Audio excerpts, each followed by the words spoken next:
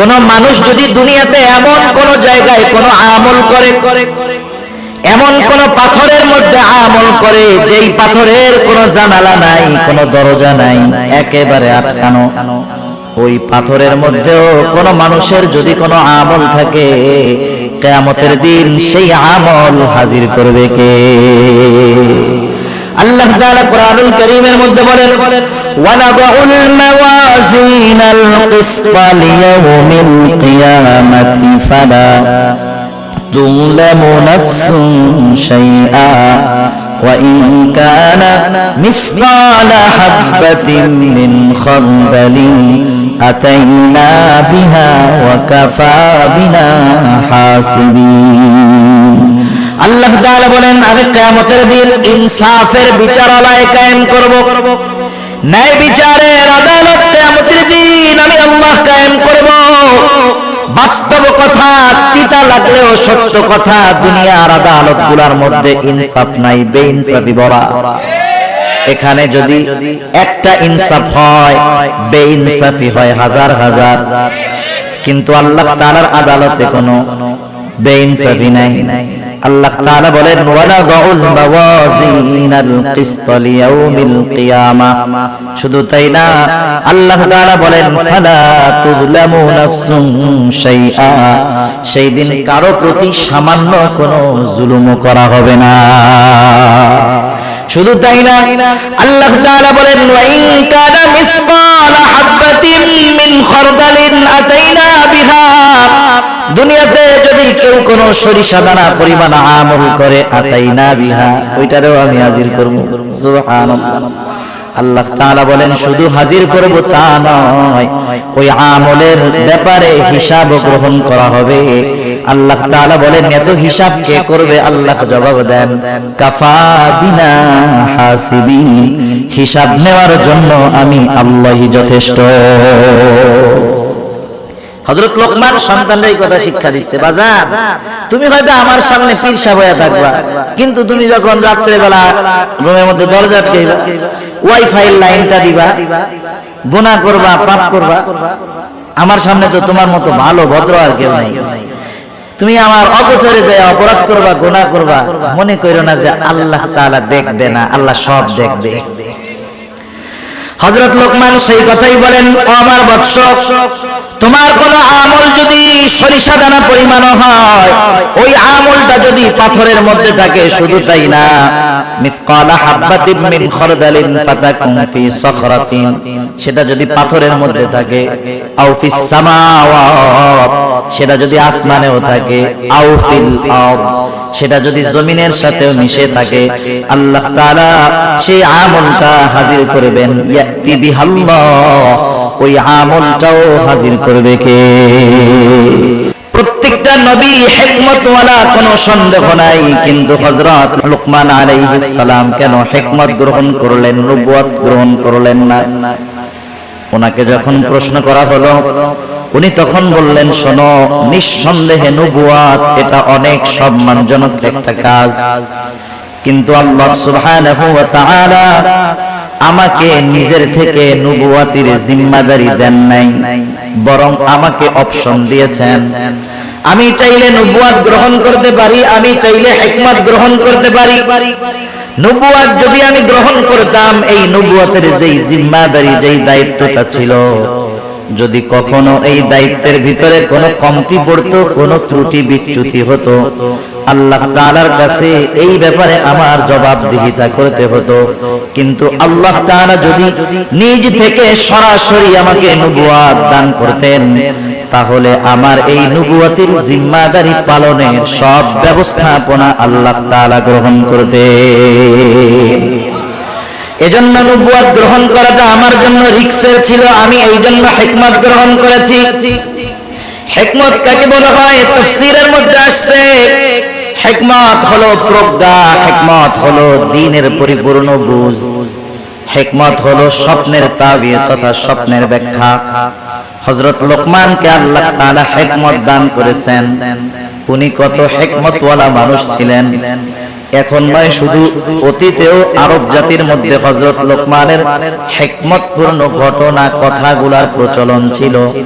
তাফসীরের মধ্যে হাদিসের মধ্যেও হযরত লোকমানের এরকম কিছু কিছু ঘটনা আছে।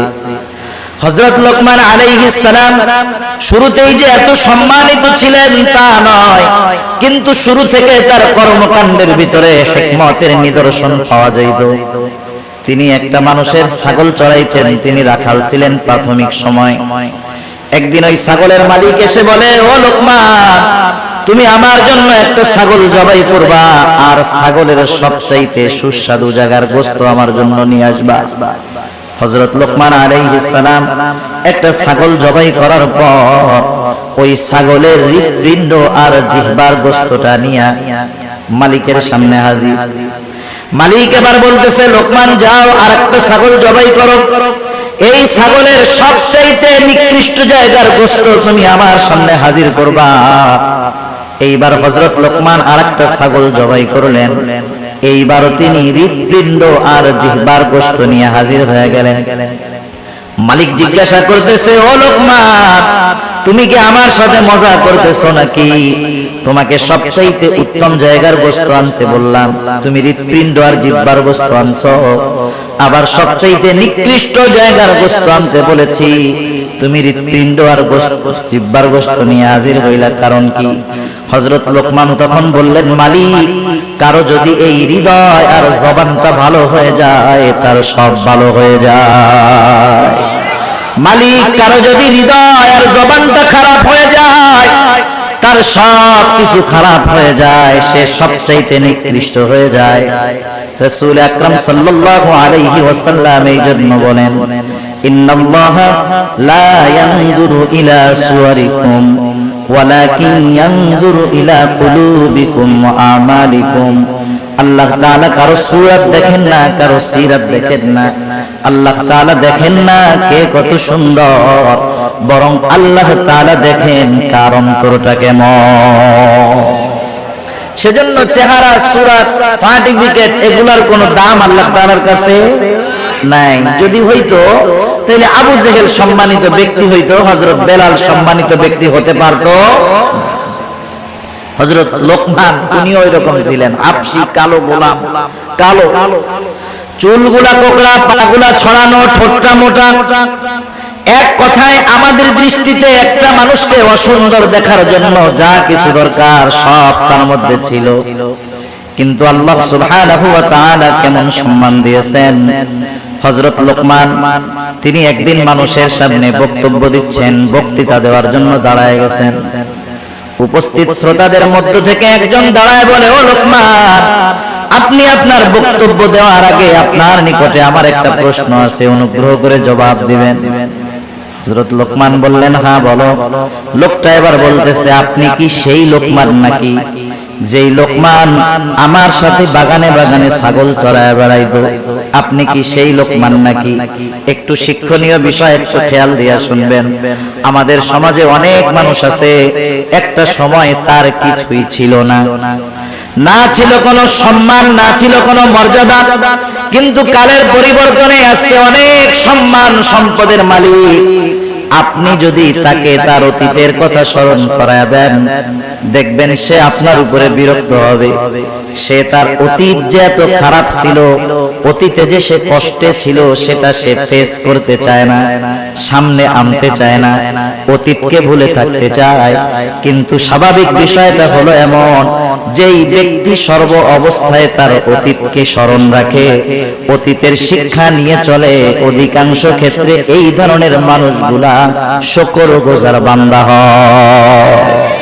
আর যারা অতীতকে ভুলে যায়, ওরা অধিকাংশ না শুকরগুজার। খেয়াল করে দেখবেন এটা। বনি ইসরাইলের 3 লোকের ঘটনা আছে। একটা ছিল টাকলা, আরেকটা কুষ্ঠ রোগ, আরেকটা হলো চোখে দেখতো না, কানা। আল্লাহ তাআলা পরীক্ষা করতে চাইছেন। প্রথম জনের টাক ঠিক করে দিয়েছেন, ওরে একটা উট দিছে। আরেকজনের কুষ্ঠ রোগ ছিল, কেউ কাছে যাইতো না, আল্লাহ তাআলা ফেরেশতা দিয়ে ঠিক করায় দিলেন। এরপরে তারা একটা গরু দিলেন, সে এক সময় অনেক গরুর মালিক, উটওয়ালা অনেক উটের মালিক। আরেকটা ছিল অন্ধ, আল্লাহ তাআলার পক্ষ থেকে চোখ ঠিক হলো, সে একটা ছাগল পাইলো, তার ছাগলে আল্লাহ বরকত দিলেন, অনেক ছাগল হয়ে গেল। আগের দুইজনকে আবার পরীক্ষা করার জন্য এই তিনজনের কাছে ফেরেশতা আসলো। প্রথম দুইজন কি জবাব দিছে? ফেরেশতা এসে বলছে, আমি মুসাফির, আমার একটা উট দাও, আমি জানি আমার গন্তব্যে পৌঁছাইতে পারি। সে কি কইছে? সে বলছে, আরে মিয়া দেওয়া যাবে না, সমস্যা আছে। এবার ফেরেশতা তাকে মনে করায় দিয়েছে, ওই অতীত, যাই তুমি তো টাকলা ছিলা, তোমার কাছে কেউ আসতো, কেউ তোমার কাছে ভিড়তো না, আফসোস করতা শুধু আর বলতা, আরে আমার চুল যদি গজাইতো কত ভালো হইতো। আল্লাহ তাআলা তোমার চুল গজায়া দিলেন, তোমাকে উট দিলেন, উটের মধ্যে বরকত দিলেন, তুমি অতীতকে ভুলে গেছো? বলে না, এগুলো আমার আগের থেকেই ছিল। কি কইছে? আগের থেকেই ছিল। ফেরেশতা এবার বলছে, আল্লাহ তাআলা তোমার যদি আগের অবস্থায় তোমারে ফিরায় দিক, এবার তার নেয়ামত চলে গেছে, আগের অবস্থায় ফিরে গেছে। পরের জন যে কুষ্ঠরোগী, তারও একই অবস্থা, অতীতকেও স্বীকার করছে। কিন্তু যেই লোকটা অন্ধ, তার কাছে যখন যায় বলল, আমি একটা ছাগল চাই, মুসাফির বলল, আল্লাহর বান্দা, তোমার যতগুলা লাগে তুমি নিয়ে যাও, কোনো অসুবিধা নাই, কারণ এক সময় আমার কিছু ছিল না, এগুলা আমাকে আল্লাহ তাআলা দিয়েছে। সেই জন্য শুকরগুজার বান্দা, অতীতকে যারা স্মরণ রাখে অধিকাংশ ক্ষেত্রে তারা হয়। আমাদের সমাজে আমাদেরকে যদি আমাদের কারো অতীত এরকম থাকে, আর কেউ যদি লোক সম্মুখে আমার ওই দুর্বল অতীতটাকে স্মরণ করায় দেয়, আমি তাকে থ্রেট মাইরা ভারী মাইরা বসায়া দিব। কিন্তু হযরত লোকমান এমনটা করেন নাই, তিনি সহসা জবাব দিয়ে দিয়েছেন, হ্যাঁ তুমি ঠিক বলেছো, আমি সেই লোকমান যে এক সময় বাগানে বাগানে ছাগল চড়াইতো। সম্মান কমে গেছে অতীত স্বীকার করার। হযরত লোকমানকে এবার ওই লোকটা প্রশ্ন করতেছে, লোকমান, তাহলে এই পর্যায়ে আপনি যে আসলেন, কোন গুণের কারণে আপনি আসলেন, কোন কারণে আল্লাহ তাআলা আপনাকে এত মর্যাদা দিলেন? হযরত লোকমান বললেন, শোনো, সত্যবাদিতা, আমানতদারিতা, অহেতুক কথাবার্তা থেকে আমি বিরত থেকেছি। আমি মনে করি এই সবের কারণে আল্লাহ রাব্বুল আলামিন আমাকে এই সম্মান দিয়েছে। হযরত লোকমানকে প্রশ্ন করেছে, হযরত লোকমান স্বীকার গিয়েছে, কারণ তিনি ছিলেন একজন শুকরগুজার বান্দা। আল্লাহ তাআলা হযরত লোকমানের ব্যাপারে সেই জন্য বলেন, ওয়ালাকাদ আতাইনা লোকমানাল হিকমাতা আনিশকুর লিল্লাহ, আমি লোকমানকে হিকমত প্রদান করেছি, আনিশকুর লিল্লাহ, যাতে সে আল্লাহ তাআলার শুকরগুজার করে, আল্লাহ তাআলার কৃতজ্ঞতা প্রকাশ করে। এখান থেকে এক নম্বর শিক্ষণীয় আমাদের জন্য হলো, আমরা যখন কোন নেয়ামত প্রাপ্ত হব, যখন কোন নেয়ামত পাবো, আমরা শুকর আদায় করব কার? আল্লাহ তাআলার শুকরিয়া আদায়। বলেন তো, আমরা যদি শুকরিয়া আদায় না করি, আল্লাহ তাআলার কৃতজ্ঞতা প্রকাশ যদি আমরা না করি, আল্লাহ তাআলার সম্মান কমে যাবে? কমবে না। আল্লাহ তাআলার যদি শুকর আদায় আমরা না করি, আল্লাহ তাআলার সম্মান কমবে না। কোরআন শরীফ বানানো যাবে না? আল্লাহ তাআলার শুকরিয়া আমরা যদি সারা দুনিয়াবাসী না করি, আল্লাহ তাআলার সম্মান কমবে না। আর যদি তামাম দুনিয়ার মানুষ আল্লাহ তাআলার কৃতজ্ঞতা প্রকাশ করে, আমাদের শুকরিয়ার কারণে আল্লাহর ইজ্জত বাড়বেও না। তাইলে শুকরিয়া আদায় করলে আল্লাহ তাআলার কোনো লাভ নাই, না করলে আল্লাহ তাআলার কোনো ক্ষতিও নাই। এজন্য আল্লাহ তাআলা বলেন, ওয়া মান ইয়াশকুরু ফাইন্নামা ইয়াশকুরু লিনাফসি, যে কৃতজ্ঞতা প্রকাশ করে সে সেটা তার নিজের জন্যই করে। কারণ মানুষ যদি নেয়ামত পাওয়ার পর নেয়ামতের কৃতজ্ঞতা আদায় করে, তার নেয়ামতের মধ্যে প্রবৃদ্ধি দান করেন কে? আল্লাহ তাআলা কোরআনুল কারীমের আরেক জায়গায় বলেন, লা ইন শাকারতুম লা আযীদান্নাকুম ওয়া লা ইন কাফারতুম ইন্না আযাবি লাশাদীদ। আল্লাহ তাআলা বলেন, লা ইন শাকারতুম লা আযীদান্নাকুম, তোমরা যদি কৃতজ্ঞতা প্রকাশ করো, নেয়ামতের শুকরিয়া আদায় করো, আল্লাহ তাআলা এমনটা বলেন নাই যে বাড়ায়া দিমু, বরং আল্লাহ তাআলা বলেন, লা আযীদান্নাকুম, দুইটা তাকিদ যোগ করে আল্লাহ তাআলা বলেন। কেমন জানি কথাটা এরকম যে আমি অবশ্যই অবশ্যই তোমাদের নেয়ামত আরো আমি আল্লাহ বাড়ায়া দিব। ওয়ালা ইন কাফারতুম, তোমরা যদি কুফরি করো তথা নেয়ামতের কৃতজ্ঞতা প্রকাশ না করো, তাতে আল্লাহ তাআলার কোনো ক্ষতি নাই, বরং ক্ষতি কি? আল্লাহ তাআলা বলেন, যাই না রাখো, ইন্না আযাবি লাশাদীদ, আমার আযাব বড় কঠোর, আযাব বড় শক্ত। তাইলে শুকর গুজার বান্দার নেয়ামত আল্লাহ বাড়ায় দেয়, আর যারা নেয়ামতের শুকরিয়া আদায় করে না, আল্লাহ তাআলা তাদের কঠিন আযাবে গ্রেফতার করে। আল্লাহ তাআলা সেই কথাই বলেন, মান কাফারা ফা ইন্নাল্লাহা গনিয়্যুন হামিদ। আর যারা শুকরিয়া আদায় করে না, কুফরি করে, তারা যাই না রাখুক, ফা ইন্নাল্লাহা গনিয়্যুন হামিদ, আল্লাহ তাআলা কারো কৃতজ্ঞতার মুখাপেক্ষী নয়। সেজন্য আমরা শুকরিয়া আদায় করলে লাভ আমাদের নিজেদের। এখানে আল্লাহ তাআলা হযরত লোকমানের পরিচয় দিচ্ছেন যে লোকমান তো হিকমতওয়ালা, শুধু হিকমতওয়ালা নয়, লোকমান আমার একজন শুকরগুজার বান্দা। সুবহানাল্লাহ। এইবার সেই লোকমান ছেলেদেরকে কি বলছে, সেই কথাগুলো আল্লাহ তাআলা আমাদেরকে বলতেছে। হযরত লোকমান সন্তানদেরকে নসিহত করতেছে, উপদেশ দিচ্ছে। এক নম্বর নসিহত, হযরত লোকমান সন্তানকে বলতেছে, ও আমার সন্তান, ওয়াইদ ক্বালা লুকমানু লিবনিহি ওয়া হুয়া ইয়াইদু ইয়া বুনাইয়া লা তুশরিক বিল্লাহ। হযরত লোকমান তার সন্তানকে এক নম্বর নসিহত করতেছে, উপদেশ দিচ্ছে, ও আমার বৎস। নসিহত করার কিছু ভাষা আছে, সব সময় ধমক দিলে কাম হয় না। আমরা তো আমাদের বাচ্চা ছেলেদেরকে কিছু উপদেশ দেওয়ার আগে বলে, বেটা আগে পিটানি দে, এই করি সেই করি। না, আপনি আপনার সন্তানকে যদি কোনো কথা শোনাতে চান, তাহলে তাকে আবেগ, মহব্বত, ভালোবাসার সাথে উপদেশটা করতে হবে। ধমকের সাথে সব সময় সব ফায়দা অর্জন করা যায় না। সন্তানকে নসিহতের ভাষা হযরত লোকমান বলতেছে, ওয়াইদ ক্বালা লুকমানু লিবনিহি, আল্লাহ তাআলা বলেন হযরত লোকমান তার সন্তানকে বলতেছে, ইয়া বুনাইয়া লা তুশরিক বিল্লাহ। ইয়া বুনাইয়া, হে আমার বৎস।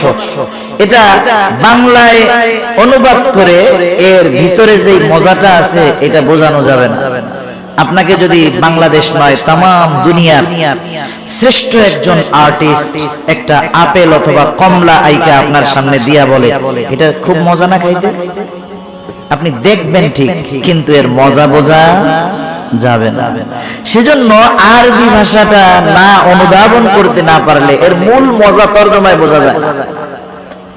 সেজন্য যারা আলেম আছে, মাদ্রাসা আছে, এরা বোঝে কোরআন তরজমা পড়ার আগে 4-5 বছর তার আরবি ভাষা ব্যাকরণ নিয়ে পড়া লাগে। কেন?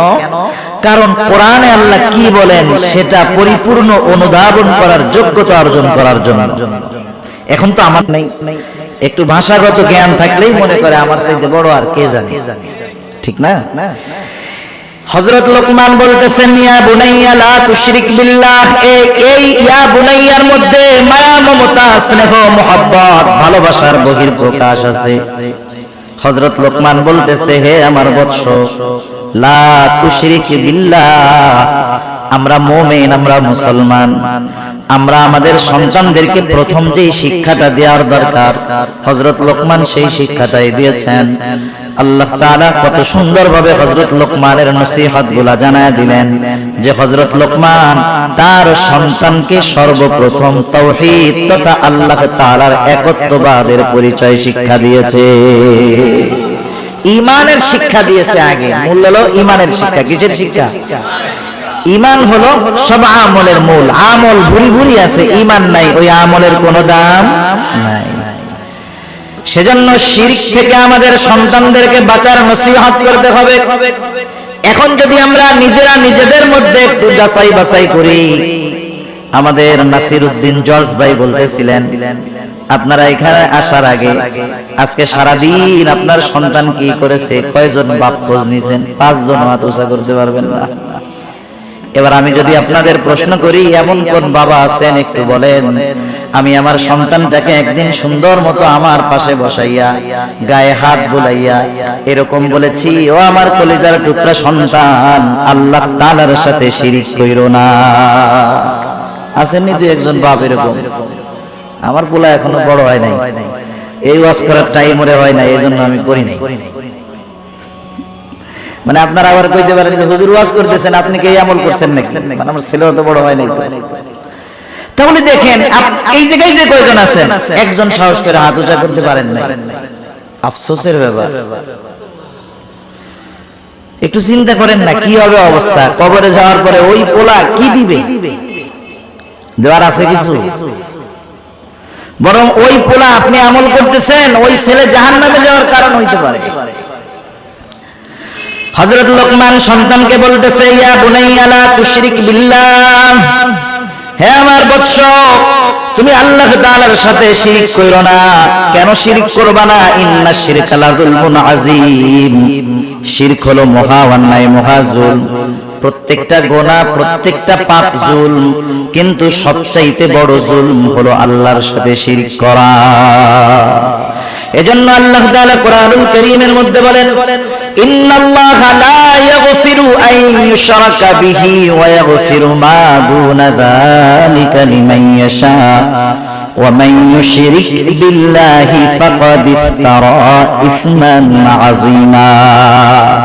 আল্লাহ তাআলা জানায় দিয়েছেন, ইন্নাল্লাহা লা ইয়াগফিরু আন ইউশরাকা বিহি, নিশ্চয় আল্লাহ তাআলা তার সাথে যে শিরক করে তাকে আল্লাহ তাআলা ক্ষমা করবে না।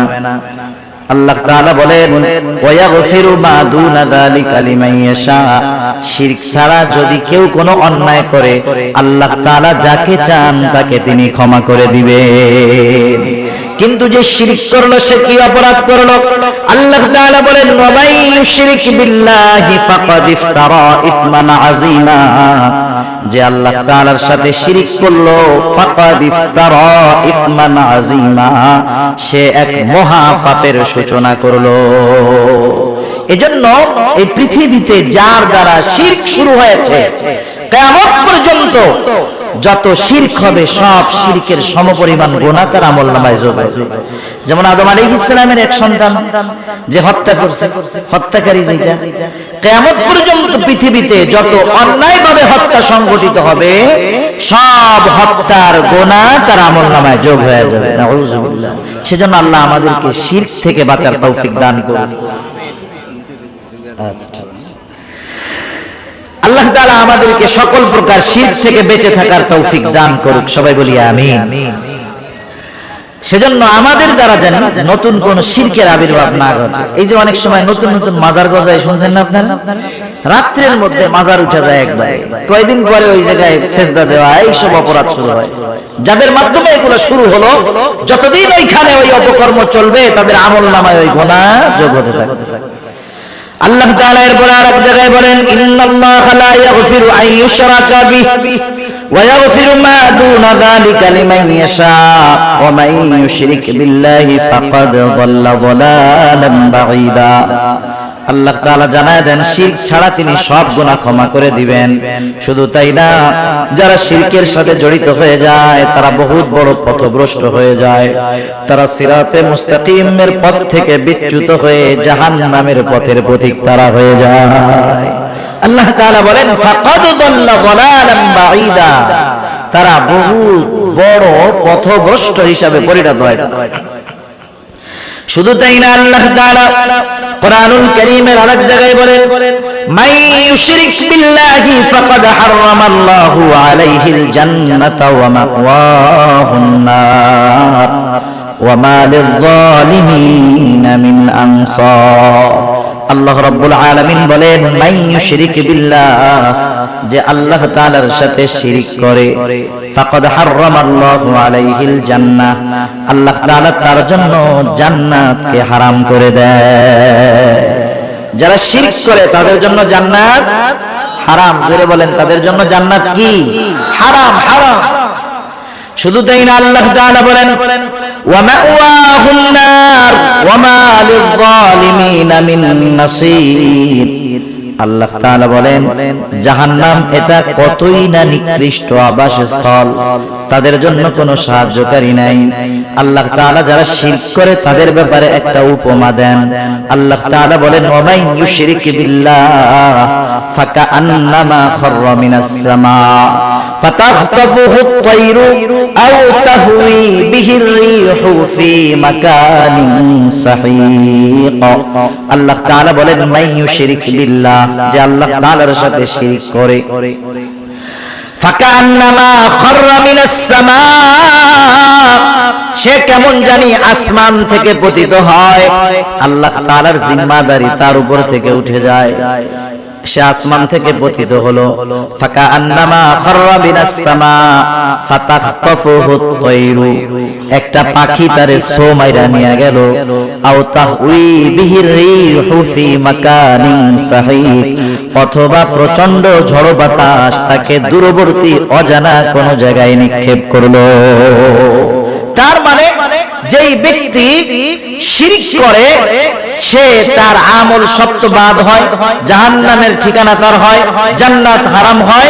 আল্লাহ তাআলা উপমা দিয়ে বুঝাইলেন সে একেবারে ধ্বংস হয়ে যায়, নিঃশেষ হয়ে যায়, শেষ তার সব, জিন্দেগি বরবাদ, আখিরাত বরবাদ। সেজন্য আমরা কখনো চাই না যে আমাদের সন্তানেরা জাহান্নামী হোক, কেউ চায় না, কেউ চায় না। সেজন্য আমরা আমাদের সন্তানদেরকে বোঝাবো যে আল্লাহর সাথে শিরক কইরো না, কারণ শিরক সবচাইতে বড় জুলম, আর শিরক করলে সবচাইতে বেশি বেজার হন আল্লাহ রাব্বুল আলামিন।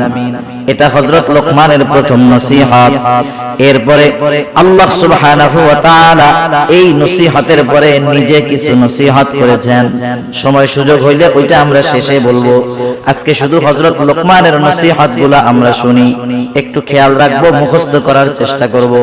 এক নাম্বার নসিহত, হযরত লোকমান তার সন্তানকে কার সাথে শিরক করতে মানা করেছে।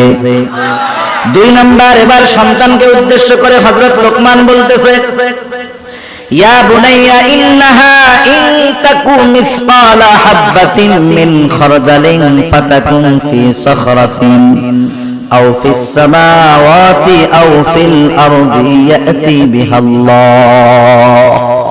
আল্লাহর সাথে শিরক করবা না, পাপ করবা না, শিরক করবা না।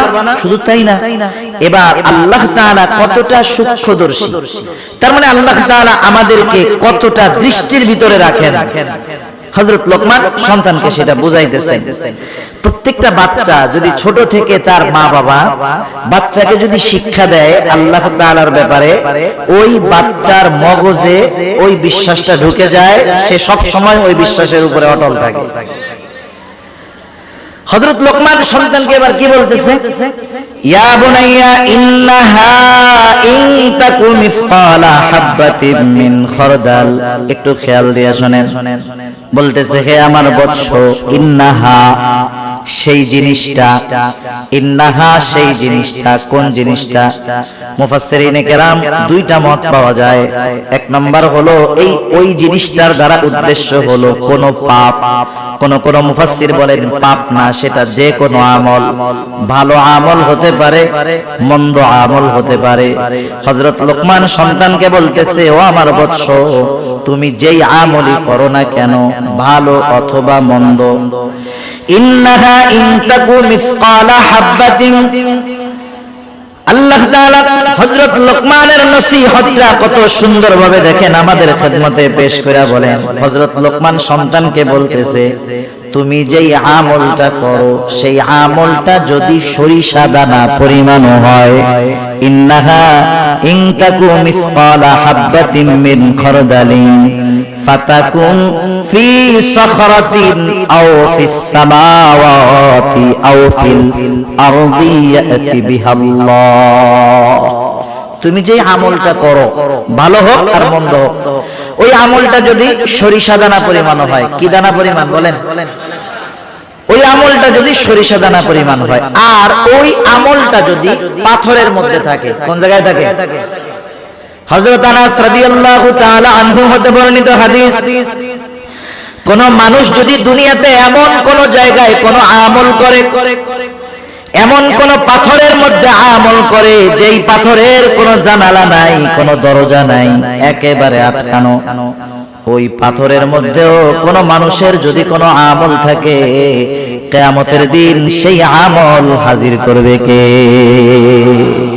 আল্লাহ তাআলা কোরআনুল কারীমের মধ্যে বলেন, ওয়ানাদউল মাওয়াজিনাল কিসতা লিয়াউমিল কিয়ামাতি ফালা তুযলামু নাফসুন শাইআ وإن كان مثقال حبة من خردل أتينا بها وكفى بنا حاسبين আল্লাহ তাআলা বলেন আমি কিয়ামতের দিন ইনসাফের বিচারালয় কায়েম করব ন্যায় বিচারের আদালত কিয়ামতের দিন আমি আল্লাহ কায়েম করব বাস্তব কথা তিতা লাগলেও সত্য কথা দুনিয়ার আদালতগুলোর মধ্যে ইনসাফ নাই বেইনসাফি ভরা এখানে যদি একটা ইনসাফ হয় বেইনসাফি হয় হাজার হাজার কিন্তু আল্লাহ তাআলার আদালতে কোনো বেইনসাফি নাই আল্লাহ তাআলা বলেন ওয়ানাদউল মাওয়াজিনাল কিসতা লিয়াউমিল কিয়ামা শুধু তাই না আল্লাহ তাআলা বলেন ফালা তুযলামু নাফসুন শাইআ সেই দিন কারো প্রতি সামান্য কোনো জুলুম করা হবে না শুধু তাই না আল্লাহ তাআলা বলেন ওয়া ইন কানা মিসকালা হাববাতিন মিন খারদালিন আতাইনা বিহা দুনিয়াতে যদি কেউ কোনো সরিষা দানা পরিমাণ আমল করে আতাইনা বিহা ওইটারও আমি হাজির করব সুবহানাল্লাহ আল্লাহ তাআলা বলেন শুধু হাজির করব তা নয় ওই আমলের ব্যাপারে হিসাব গ্রহণ করা হবে আল্লাহ তাআলা বলেন এত হিসাব কে করবে আল্লাহ জবাব দেন কাফা বিনা হাসিবিন হিসাব নেওয়ার জন্য আমি আল্লাহই যথেষ্ট হযরত লোকমান সন্তানদের এই কথা শিক্ষা দিচ্ছে বাজার তুমি হয়তো আমার সামনে পীর সাহেব হয়ে থাকবা কিন্তু তুমি যখন রাত্রে বেলা রুমের মধ্যে দরজা আটকাইবা ওয়াইফাই লাইনটা দিবা গুনাহ করবা পাপ করবা আমার সামনে তো তোমার মতো ভালো ভদ্র আর কেউ নাই তুমি আমার অগোচরে যায় অপরাধ করবা গুনাহ করবা মনে কইরো না যে আল্লাহ তাআলা দেখবে না আল্লাহ সব দেখবে হযরত লোকমান সেই কথাই বলেন ও আমার বৎস তোমার কোন আমল যদি সরিষা দানা পরিমাণ হয় ওই আমলটা যদি পাথরের মধ্যে থাকে শুধু তাই না মিসকালা হাববাতিন মিন খারদালিন ফাতাকুম ফি সখরাতিন সেটা যদি পাথরের মধ্যে থাকে আও ফিস সামাওয়াত সেটা যদি আসমানেও থাকে আও ফিল আরদ সেটা যদি জমিনের সাথেও মিশে থাকে আল্লাহ তাআলা সেই আমলটা হাজির করবেন ইয়াতি বিহাল্লাহ ওই আমলটাও হাজির করবে কে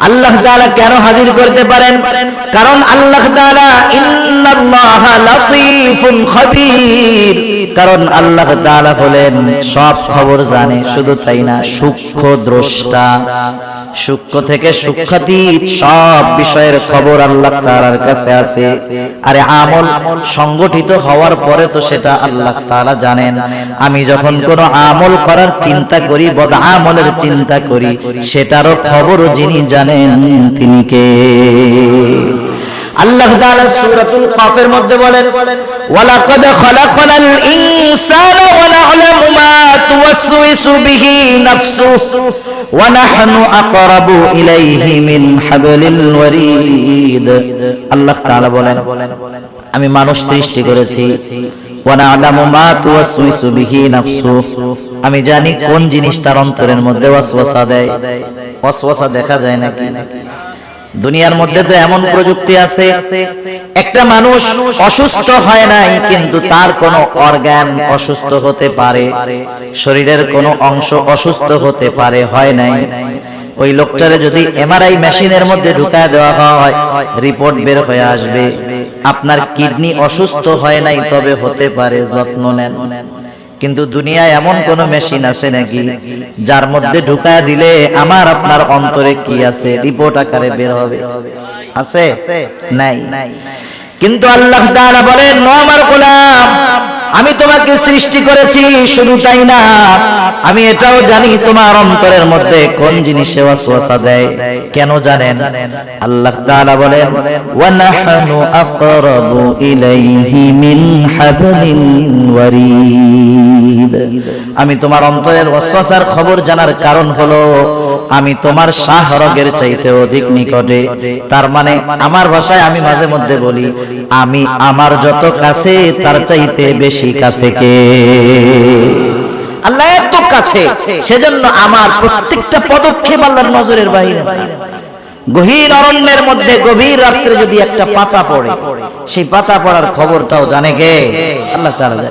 এত সূক্ষ্মদর্শী আল্লাহ তাআলা। তাহলে এই টেন্ডেন্সি, এই চিন্তা, এই দর্শন, এই মতবাদ, এই ফিকির, এই চিন্তা যেটাই কর না কেন, এটা যদি একটা মানুষের মধ্যে সর্ব অবস্থাতে থাকে, ও যখন একা থাকবে ও চিন্তা করবে সব দেখতেছে কে। এই চিন্তাটা সন্তানের মধ্যে ঢুকায়া দেন। এই চিন্তা সন্তানের মধ্যে ঢুকান, পরিবারের মানুষের মধ্যে ঢুকান। আমরা চেষ্টা করি, বারবার বলি, ইনশাআল্লাহ সন্তানের চরিত্র বাপের সামনে যেমন হবে, লাইট নিভাইয়া দরজা আটকাইয়া ঘরের মধ্যে গেলেও সেম কোয়ালিটির চরিত্রই থাকবে। ঠিক কিনা? চারিত্রিক শিক্ষা দিয়েছে এই জায়গায়। কি শিক্ষা দিয়েছে? প্রথম শিক্ষা দিয়েছে ঈমানের শিক্ষা। কিসের শিক্ষা? এখানে দিয়েছে চারিত্রিক শিক্ষা, বিষয় একটা, কিন্তু এর মধ্যেই চরিত্র সংশোধনের শিক্ষা হযরত লোকমান তার সন্তানকে দিয়ে দিয়েছে। এরপরে শিক্ষা দিয়েছে সামাজিকতা। ইসলাম সামাজিকতার সর্বোচ্চ শিক্ষা দিয়েছে।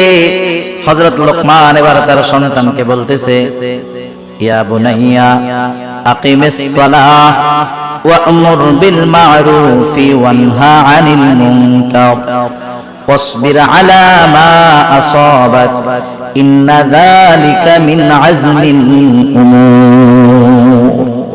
হযরত লোকমান এবার সন্তানদের শিক্ষা দিচ্ছে দায়িত্ববোধ সম্পর্কে। এটা হলো দায়িত্ববোধ সম্পর্কে হযরত লোকমান সন্তানদের শিক্ষা দিচ্ছে। বেশি সময় আমি আর নিব না আপনাদের, কারণ 12টা বেজে গেছে, এত রাত করা যাবে না, অল্প সময়। হযরত লোকমান সন্তানদের বলতেছে, ইয়া বুনাইয়া আকিমিস সালাহ, এ বৎস নামাজ কায়েম কর। কি কায়েম করবেন? আমার আগে এক হুজুর নামাজের কথা বলছে, আমি ওই জায়গায় শুনছি। তাহলে অভিভাবক নিজে নামাজ পড়লে হবে না, নামাজ পড়ার জন্য সন্তানকে আদেশ করতে হবে। হাদিসের মধ্যে আসছে, মুরু আওলাদাকুম, আবু দাউদের হাদিস, তোমরা তোমাদের সন্তানদেরকে আদেশ করো, যখন তার বয়স 7 হবে নামাজের জন্য আদেশ করবা, 10 বছর বয়স হবে নামাজ না পড়লে প্রহার করবা, আর বিছানাটা আলাদা বানায়া দিবা। আমাদের সমাজে আছে এখন 7, 8, 9, 10 বছর হয়ে গেছে, একসাথে ভাই বোন ঘুমায়, একসাথে মা ছেলে ঘুমায়। এটা ইসলাম সাপোর্ট করে না। কেন করে না? আপনাদের এলাকায় আলহামদুলিল্লাহ অনেক আলেম আছে, ওনাদের কাছ থেকে একটু জেনে নিবেন। কথা বুঝতে পারছেন? সেজন্য বাচ্চারা বড় হইলে বিছানা আলাদা করে দিতে হবে। 7 বছর হলে নামাজের আদেশ, 10 বছর হলে নামাজ না পড়লে প্রহার করতে হবে। আর আল্লাহ তাআলা বলেন, ওয়া'মুর আহলাকা বিস-সালাতি ওয়াসতাবির আলাইহা লা নাসআলুকা রিজকা নাহনু নারযুকুকা ওয়াল আকিবাতু লিত-তাকওয়া। আল্লাহ তাআলা বলেন, ওয়া'মুর আহলাকা বিস-সালাহ, তুমি একা নামাজ পড়লে হবে না, তুমি তোমার পরিবার আহাল যারা আছে তাদেরকেও নামাজের জন্য আদেশ দাও। কারণ কিয়ামতের দিন সর্বপ্রথম নামাজের হিসাব হবে। কিয়ামতের দিন প্রথম হিসাব কিসের হবে? নামাজের। এজন্য সন্তানদের নামাজি বানাইতে হবে। যে নামাজি সে সঠিক পথের উপরে থাকার চেষ্টা করে। এরপর হযরত লোকমান তার সন্তানকে বলতেছে, ওয়া'মুর বিল মা'রুফি ওয়ানহা আনিল মুনকার, ভালো কাজের আদেশ করো, অসৎ কাজের নিষেধ করো। সন্তানকে হযরত লোকমান বলতেছে, আমরা হলাম শ্রেষ্ঠ উম্মত। কি উম্মত? একটু জোরে বল, আরো জোরে বলেন, কি উম্মত? আজকে 12ই রবিউল আউয়াল। অনেকে কইতে পারে, হুজুর কেন আজকে অন্য ওয়াজ করতেছে, এটা কেন করলো না? আগেও শুনলাম কয়েকজন কিছু একটা বলছে, এই জন্য বললাম না। আবার ওই যে বললাম আপনাদের জর্জ ভাই কথা বললো, আমি চিন্তা করলাম এই বিষয়টাই বলি। তা যাই হোক, ভালো কাজের আদেশ, অসৎ কাজের নিষেধ। আর আমরা কি উম্মত? শ্রেষ্ঠ উম্মত। এটা কি চাপার জোরে হওয়া যাবে? শ্রেষ্ঠ উম্মত হতে হবে আল্লাহ তাআলার ফর্মুলা অনুযায়ী। আল্লাহ তাআলা কোরআনুল কারীমের মধ্যে বলেন, কুনতুম খায়রা উম্মাতিন উখরিজাত লিন-নাস তা'মুরুনা বিল মা'রুফ ওয়া তানহাউনা আনিল মুনকার ওয়া তু'মিনুনা বিল্লাহ। শ্রেষ্ঠ উম্মত যদি হতে হয় 3টা জিনিস মাস্ট বি লাগবে। আল্লাহ তাআলা বলেন, তোমরা হইলা শ্রেষ্ঠ উম্মত, মানুষের কল্যাণের জন্য তোমাদেরকে বের করা হয়েছে। এখন কোন কাজ করলে তোমরা শ্রেষ্ঠ উম্মত হবা? মনে রাখবেন, একজন বেধর্মী সেও কিন্তু নবীর উম্মত। তাইলে শ্রেষ্ঠ উম্মত হওয়ার জন্য তিনটা কাজ। এক নাম্বার কাজ, তা'মুরুনা বিল মারুফ, ভালো কাজের আদেশ করবা। দুই নাম্বার, তানহাউনা আনিল মুনকার, মন্দ কাজে বাধা প্রদান করবা। ওয়া তু'মিনুনা বিল্লাহ, আর আল্লাহ তাআলার প্রতি ঈমান আনবা। ঈমানের সাথে ভালো কাজের আদেশ, অসৎ কাজের নিষেধ, এরা হলো শ্রেষ্ঠ উম্মত। এখন যেই জামানা চলতেছে হুজুর, ভালো কাজের আদেশ করলেও জান যায়, মন্দ কাজের থেকে বাধা দিলেও জান শেষ। কি করব? এই কর্মের উপরে ঈমানের স্তর বিন্যাস রয়েছে। রাসূল আকরাম সাল্লাল্লাহু আলাইহি ওয়াসাল্লাম বলেন, মান রাআ মিনকুম মুনকারান ফালইয়ুগাইরহু বিয়াদিহি ফাইন লাম তাসতাতি' ফাবিলিসানিহি ফাইন লাম তাসতাতি' ফাবিকলবিহি ওয়া যালিকা আযআফুল ঈমান। নবীজি সাল্লাল্লাহু আলাইহি ওয়াসাল্লাম বলেন, তোমাদের মধ্যে কেউ যখন কোনো মন্দ কাজ দেখবে, অন্যায় কাজ দেখবে, ফালইয়ুগাইরহু বিয়াদিহি, সে কাজটা শুধু থামায়া দিবে তা নয়, ফালইয়ুগাইরহু বিয়াদিহি, কাজটাকে সে পরিবর্তন করে দিবে। তার মানে হচ্ছে গুনার কাজ ওটা থামাবে তো থামাবে, সাথে সাথে ওই দিকে একটা ভালো কাজ চালু করে দিবে। বোঝা গেছে? এই রকম পাওয়ার যার আছে। ঈমানের দাবি হলো তার যদি সক্ষমতা থাকে, সে এই মন্দ কাজ থামায়া ওই দিকে একটা ভালো কাজ চালু করে দিবে। এখন এই ক্ষমতা আমাদের নাই। যদি মন্দ কাজে বাধা দিতে চাই, জান শেষ। নবীজি বলেন, ফাইন লাম তাসতাতি' ফাবিলিসানি, সে যদি ওই মন্দ কাজকে বাধা দিয়া পরিবর্তন করতে অক্ষম হয়, সে জবানের দ্বারা বাধা প্রদান করবে, নিষেধ করবে। নিষেধটা সে যে কোনো ভাবে করতে পারে, কারণ দাওয়াতের বহুত পদ্ধতি আছে।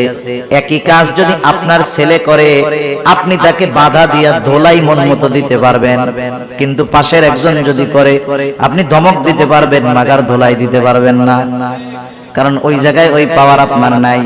সেই জন্য ক্ষেত্র বিশেষ দাওয়াতের পদ্ধতি হলো, কিছু কিছু জায়গায় শক্ত ভাষায় দাওয়াত হবে, কিছু কিছু জায়গায় নরম ভাষায় দাওয়াত হবে। এই জন্য নবীজির বয়ান তথা খুতবার মধ্যে কখনো পাওয়া যাইত তিনি রাগান্বিত স্বরে বক্তব্য দিতেন, নবীজির চেহারাগুলো লাল হয়ে যাইত। আবার কিছু কিছু সময় নবীজি বক্তব্য দিতেন, সাহাবারা কান্নায় জর্জরিত হয়ে যাইত। জবানের দ্বারা বাধা প্রদান করবে। ধমক দিয়া বড় মানুষ যদি করে, তাহলে তো ধমক দেওয়া যাবে, তাহলে তো বুঝাইতে হবে, চাচা কামটা ভালো না, কয়দিন পরে মরে যাবেন, দাড়ি পাইকা গেছে, চামড়া ঝুলে গেছে, আজরাইল চারপাশ দিয়ে ঘুরতেছে, বাদ দেন না, এই যে কাজ হয়ে গেল না। আর ছোট মানুষটা যদি আপনি অপরাধ করার পরে পায়ে ধরে কন, পায়ে ধরে তুই করিস না, কাজ হবে না। যেখানে যেরকম ভাবে বাধা দেওয়া, সেই জায়গায় সেরকম ভাবে দিতে হবে। এখন আপনি আমি যদি মুখ দিয়ে বা জবান দিয়ে বাধা প্রদান করতে চাই, তাও বিপদ আছে। নবীজি সাল্লাল্লাহু আলাইহি ওয়াসাল্লাম বলেন, ফাইল্লাম তাসতাতি' ফাবিকলবিহি ওয়া যালিকা আযআফুল ঈমান, কেউ যদি জবানের দ্বারা বাধা প্রদান করতে অক্ষম হয়, সে অন্তরের দ্বারা বিষয়টাকে ঘৃণা করবে। কোন জায়গায় যদি কোনো অপরাধ সংগঠিত হয়, কথার কথা আপনাদের এলাকায় একটা অপরাধ হচ্ছে, আর এক লোক উমরা হজ পালন করতে গেছে সৌদি আরব, একবারে হারামের মধ্যে আছে, তাওয়াফরত অবস্থায় আছে, বাইতুল্লাহর সামনে আছে। একজন দাদারে ফোন দিছে, ভাই এলাকায় তো এই কাম হইছে, এটা করছে, সাইজ করে দিব নাকি? উনি ওই জায়গা থেকে বুঝা সাইজ করে দেয়, আমার কিছু কোয়া লাগে। এবার দিয়া অপরাধ একটা সংগঠিত হয়ে গেল, ঠিক না? উনি আছে কই? মক্কা শরীফ। উনি যদিও এই অপরাধ যেখানে হচ্ছে সেখানে নাই, কিন্তু এটাকে সমর্থন দেওয়ার কারণে উনি ওই অপরাধীদের শামিল। আরেকজন দুর্বল মানুষ, এক জায়গায় অপরাধ সংগঠিত হচ্ছে, ওই অপরাধ যেখানে হচ্ছে সেই জায়গায় সে আছে, কথা বুঝেন নাই? সেই জায়গায় সে আছে, কিন্তু বাধা দেওয়ার মতো ক্ষমতা নাই। অন্তরে কইতেছে, আল্লাহ আমি যাইফ, আমি দুর্বল, বাধা দেওয়ার ক্ষমতা আমার নাই, আপনি আমারে মাফ করেন। ওই জায়গায় অপরাধ হচ্ছে, গুনাহ হচ্ছে, সে উপস্থিত, তবে সে অক্ষম বাধা দিতে। সে যদিও ওই জায়গায় আছে, কিন্তু আল্লাহ তাআলার কাছে তার অক্ষমতা প্রকাশ করার কারণে সে যেন কেমন যেন ওই গুনার সাথে তার কোনো সম্পৃক্ততা নাই। সেজন্য নবীজি বলেন কমপক্ষে অন্তরের দ্বারা ঘৃণা করবে, এটা হলো দুর্বল ঈমানের পরিচয়। সেই জন্য আমরা যে যেখান থেকে পারি ভালো কাজের আদেশ, অসৎ কাজের নিষেধ করব। এরপরে বলেন এই কাজ করতে গেলে বাধা আসতে পারে, এই জন্য হযরত লোকমান তার সন্তানকে বলেন ওয়াসবির আলা মা আসাবাক ইন্না যালিকা মিন আজমিল উমুর। এই কাজ করতে গিয়া যদি কখনো বিপদ আপদ আসে, ওয়াসবির তুমি সবর করো, মুসিবত আসলে সবর করো, ইন্না যালিকা মিন আজমিল উমুর, নিশ্চয় এটা বড় জটিল এক কাজ, এটা বিশাল এক জিনিস, সাধারণ কাজ না। এরপরে হযরত লোকমান সন্তানকে সামাজিকতা শিক্ষা দিচ্ছে, মানুষের সাথে কিভাবে মিশতে হবে। হযরত লোকমান সন্তানকে বলতেছে ওয়ালা তুসাইর খাদ্দাকা লিন-নাসি ওয়ালা তামশি ফিল আরদি মারহা। 10 মিনিট কষ্ট হইতেছে নাকি আপনাদের? আর 10-15 মিনিট সর্বোচ্চ। ওয়ালা তুসাইর খাদ্দাকা লিন-নাসি ওয়ালা তামশি ফিল আরদি মারহা। সন্তানকে বলতেছে আমার সন্তান তুমি কখনো মানুষের দিক থেকে মুখ ফিরায়া তুমি কথা বলবা না। তার মানে অহংকারের সাথে তুমি মানুষের সাথে কথা বলবা না। অহংকার বড় জঘন্য এক পাপ। ইবলিসের আমলের কমতি ছিল না, কিন্তু সব নষ্ট হয়ে গেছে যেই কারণে, সেটার নাম হলো অহংকার। আল্লাহ রাসূল সাল্লাল্লাহু আলাইহি ওয়াসাল্লাম বলেন লা ইয়াদখুলুল জান্নাতা মান কানা ফি কলবিহি মিসকালা হাববাতিন মিন কিবর। যার অন্তরের মধ্যে সরিষা দানা পরিমাণ অহংকার থাকবে, সে জান্নাতে প্রবেশ করতে পারবে না। সেজন্য দুনিয়ায় সম্পদ, শিক্ষা, সার্টিফিকেট, যোগ্যতা, ডিগ্রি থাকতে পারে, এটা নিয়ে অহংকার করার কোনো কিছু নাই। সম্পদ আপনাদের এলাকা এখানে বা সারা বাংলাদেশে এমন কেউ আছে নাকি যে কারুনের চাইতে ধনী ছিল? আছে? দেখেন এই সম্পদ নিয়ে অহংকার করছে, সম্পদ সহ শেষ। ক্ষমতার দিক দিয়ে যদি হিসাব করেন, ফেরাউন, নমরুদ, হামান, বখতেনসর এদের মতো ক্ষমতাওয়ালা কেউ নাই, অথচ অহংকার করেছে, অবাধ্য হয়েছে, সীমা লঙ্ঘন করেছে, সব শেষ। ইবলিসের মতো আমলের কোনো অভাব নাই, আমলদার কেউ ছিল না, অহংকার করেছে, সব শেষ। এজন্য আল্লাহর নবী বলেন, আল্লাহ তাআলা বলেন আল কিবরিয়াউ রিদাই, অহংকার হলো আমার চাদর। সেই জন্য আমরা অহংকার করব না। অহংকারের দ্বারা ক্ষতি হলো জান্নাতের মধ্যে প্রবেশ করা যাবে না, অহংকার থেকে বাঁচতে হবে। হযরত লোকমান সন্তানদেরকে সেই কথা শিক্ষা দিলেন যে সন্তান, মানুষের সাথে মুখ ফিরায়া তথা অহংকারের সাথে তুমি কখনো কথা বলবা না। ওয়ালা তামশি ফিল আরদি মারহা, জমিনের উপরে কখনো গর্ব ভরে পদচারণ করবা না। জোরে জোরে পা ফালাইয়া একবারে স্টাইল দিয়া হাঁটবা না। রহমানের বান্দাদের কিছু গুণাবলী আল্লাহ তাআলা সূরাতুল ফুরকানের মধ্যে আল্লাহ তাআলা তার স্পেশাল বান্দাদের কিছু গুণাবলী বর্ণনা করেছেন। আল্লাহ তাআলা বলেন ওয়া ইবাদুর রহমানিল্লাযীনা ইয়ামশুনা আলাল আরদি হাওনা ওয়া ইযা খাতাবাহুমুল জাহিলুনা ক্বালু সালামা। রহমানের বান্দা হলো তারা কারা? ওয়া ইবাদুর রহমান আল্লাযীনা ইয়ামশুনা আলাল আরদি হাওনা, যারা মধ্যপন্থা অবলম্বন করে একেবারে নম্রতার সাথে পথ চলে, তারা রহমানের বান্দা। সুবহানাল্লাহ। সেজন্যই লাফায় লাফায় পথ চললে, পা ফলায় পথ চললে ওরকম না। আল্লাহ তাআলা কোরআনুল কারীম সূরা বানী ইসরাঈলের মধ্যে বলেন ওয়ালা তামশি ফিল আরদি মারহা ইন্নাকা লান তাখরিকাল আরদা ওয়া লান তাবলুগাল জিবালা তুলা ওয়ালা তামশি ফিল আরদি মারহা। জমিনের মধ্যে দর্প ভরে, গর্ব ভরে তুমি চলাচল কইরো না, দর্প ভরে পথ চলে। আল্লাহ তাআলা বলেন ইন্নাল্লাহা লা ইউহিব্বু কুল্লা মুখতালিন ফাখুর। আল্লাহ তাআলা মুখতাল আর ফাখুররে পছন্দ করেন না। মুখতাল হলো যে নিজের নিজে বড় মনে করে, নিজের নিজে বড় মনে করে, আর ফাখুর হলো যে ওই বড়ত্বটা মানুষের সামনে প্রকাশ করে, নিজে নিজে মনে করে যে আমি সবচেয়ে ভালো, আমার চেয়ে ভালো আর কি। আরেকটা হলো মানুষের মধ্যে বলে আরে মিয়া আমি সবচেয়ে ভালো আলেম, আমি সবচেয়ে ভালো জ্ঞানী, আমি সবচেয়ে বেশি বুঝি। এটা হলো ফাখুর। এই দুইটারই আল্লাহ কি করে না? পছন্দ করে না। হযরত লোকমান সন্তানদের শিখায়া দিচ্ছে বাজার কেমনে তুমি পথ চলবা।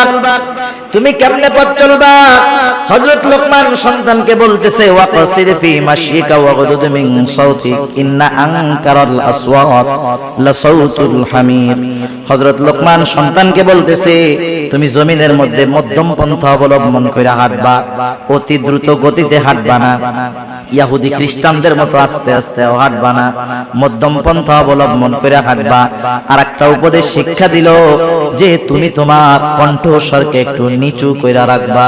ওয়াগদুদ মিন সাউতিক, তুমি তোমার কণ্ঠস্বরকে উচ্চ আওয়াজে কোনো আওয়াজ করবা না, কণ্ঠস্বরকে নিম্নে রাখবা। আল্লাহ তাআলা কত সুন্দর দেখেন এই উচ্চ কণ্ঠস্বর যাদের, বিনা কারণে মাঝে মধ্যে অনেক মানুষ আছে ধমক দিয়া ওঠে, আছে না? গলাটা বড় যদি রাখতে পারে 10 জনের মধ্যে ঝগড়া যখন লাগে মনে করে আমার চাইতে আর কে বড়, আবার পরে এসে এই বেটা ওই থেকে আমার গলাই শুধু শোনা গেছে, জানো আর কারো কথাই শোনা যায় না। আল্লাহ তাআলা বলে তুই হলে গাধা। কি বলেন? ইন্না আনকারাল আসওয়াতি লাসাউতুল হামির, নিশ্চয়ই গাধার আওয়াজ সর্বনিকৃষ্ট আওয়াজ। এগুলো সামাজিকতার শিক্ষা দিয়েছে কত সুন্দরভাবে হযরত লোকমান তার সন্তানকে।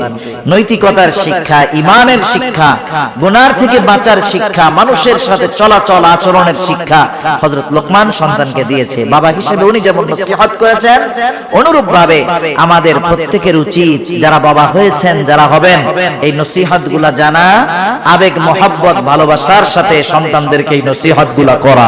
আল্লাহ তৌফিক দান করুক, সকলে বলি আমিন।